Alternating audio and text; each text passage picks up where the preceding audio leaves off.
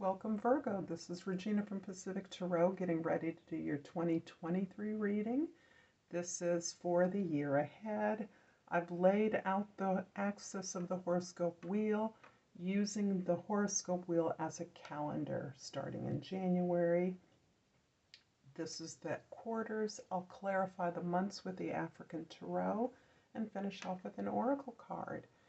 This is a general reading, so it's not going to resonate for everyone, although I do encourage you to read your sun, moon, and rising sign at least, or any placement that resonates for you. If you find that this reading resonates, please like and subscribe to my channel. I thank all of you that support me in all the ways that you do. Let's get started with Virgo. Overall energy for the 2023 year. The Nine of Wands. Virgo, you're working really, really hard. You are completely invested in something that you have struggled for, you have built from the ground up for a very long time. This is something that you have endured as you have held it together. You're damaged and bruised. You've suffered quite a few setbacks here, but you have not given up. You are not giving up. You're more determined than ever, and victory is absolutely assured. January, the King of Pentacles.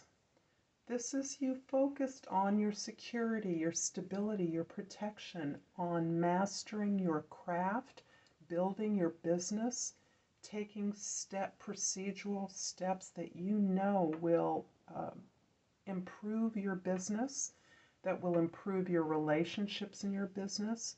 But this is you absolutely determined to anchor those resources that give you the platform to continue to build on your wealth, your stability, your prosperity. In April, we have the Ace of Swords, and in April you have an opportunity for some amazing clarity, something that you have worked on for a long time has suddenly yielded a new truth, a new understanding that may be surprising, but it is moreover inspiring to you. This is allowing you to not only elevate your foundation in truth, in belief, but it's also impacting your ability to tolerate the differences of opinions around you and to be able to communicate your differences in a way that allows everyone to hear clearly what is being said. This may be particularly relevant for those who work in a public sector that teach or must make presentations before others on a regular basis. In July, the Queen of Wands is indicating your absolute determination. But instead of the dogged determination that you have been exemplifying as a disciplined earth sign, this is a confidence that's born from your passion, from your gifts, from the ways in which you find pleasure in your gifts that help you to magnetize your resources, that put the heart to your determination and your eventual success. Here you're delegating to others. You are receiving the information, the communication, the clarity, even the resources that you have been needing, that you're articulating, but you're drawing towards you through your masterful confidence. This is something that is amplifying your public presentation of your ideas so that all eyes are on you. In October, the Four of Swords is also indicating a little bit of a break. I feel a momentum occurring that you have a chance to step back from in October, to recognize the ways in which you've implemented your truth, the understandings you've gained from looking at those behaviors and relationships that have not that have restricted you from being as productive and as creative as you could be, including your own sense of expectation of yourself. You are learning to release those expectations of others, knowing now much more clearly that all good things come from within. And this is about your spiritual alignment with what it is you are deserving of, including what we've worked for. But this is important that you have a chance in October to recognize how far you've come and that you now have a spiritual foundation beneath you that is helping you formulate a mantra, a prayer, a new heart's destination. I'm going to clarify January's King of Pentacles with February, the Temperance card, and March, the Sun card. This is beautiful. In the beginning of the year in February, we are looking at the institutional or environmental resources that we have, and we're looking at what we're willing to do to utilize these resources in the best way possible. You are in your zone, and the effort to harmonize these resources, to come from within, to recognize the challenges you've overcome as part of a lifetime's habit, is bringing you tremendous satisfaction and pleasure. You're enjoying the fruits of your labor. You're really leaning into whatever creative or recreational opportunities arise from the work that you've been doing. You are comfortable in the public. You are shining, and your presence is elevating others in a way. You're no longer hiding yourself or feeling excluded to certain circles outside of the main event. You are a part of the main event. In fact, you may even be a pillar in your area, in your work life, in your career. The Ace of Swords in April is clarified by the Ace of Wands in May and the Ace of Cups in June. Wow. 3 aces. So April, May, and June, you have an opportunity to consider new direction, new inspiration. This may be a new approach to your work, not necessarily a re-articulation of your efforts, but a new approach, a new inspiration. And this comes out of your alignment that you're gaining in April, new truth, new information, new communications that are really stoking the work that you have dedicated yourself to for a long time. In June, the Ace of Cups is looking like your heart is finally been touched. You have been working so hard with so much focus, so much attention to details, so much effort despite the setbacks you've experienced, that you are now opening to the immense pleasures that exist in your work and in your life. You're seeing the abundance of positive emotions around you, and you are allowing the attention to reflect back to the self-care that you've invested in yourself, the attention, the lessening of expectations that others will provide, the care and attention, the nurturance and support that you deserve. You are capable of giving this to yourself and empowering yourself as you recognize that this is what is blooming in confidence, what is magnetizing others and their resources to you.